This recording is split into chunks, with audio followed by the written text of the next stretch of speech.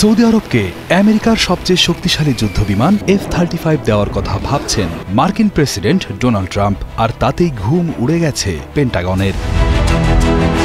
F-35 বিমানটি কোনো সাধারণ যুদ্ধবিমান নয়, এটি আমেরিকার সামরিক শক্তির অন্যতম বড় প্রতীক। এই বিমানটি তৈরি করে বিখ্যাত কোম্পানি লকহিড মার্টিন। এটি এতটাই গোপনীয় প্রযুক্তিতে ভরা যে আমেরিকা সাধারণত তার সবচেয়ে কাছের বন্ধুদেশ ছাড়া আর কাউকেই এটি বিক্রি করে না। প্রেসিডেন্ট ট্রাম্প এই বিক্রির মাধ্যমে শুধু অস্ত্র ব্যবসায় করতে চাইছেন না, এর পেছনে একটি বড় রাজনৈতিক উদ্দেশ্যও রয়েছে।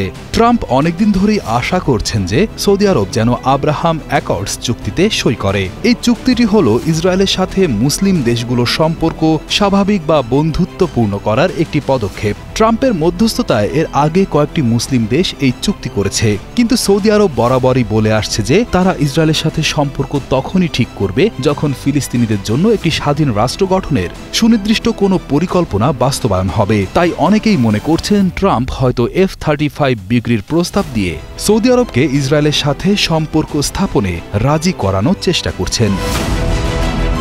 মার্কিন প্রেসিডেন্ট ডোনাল্ড ট্রাম্প গত 14 নভেম্বর শুক্রবার সাংবাদিকদের বলেন, সৌদি আরব প্রচুর যুদ্ধ বিমান কিনতে চায়, আমি বিষয়টি দেখছি। তারা প্রচুর F-35 কেনার জন্য আমাকে অনুরোধ করেছে। ডোনাল্ড ট্রাম্প এই বিমান বিক্রির কথা বললেও খোদ আমেরিকার প্রতিরক্ষা দফতর পেন্টাগন এই প্রস্তাবে খুবই উদ্বিগ্ন হয়ে পড়েছে।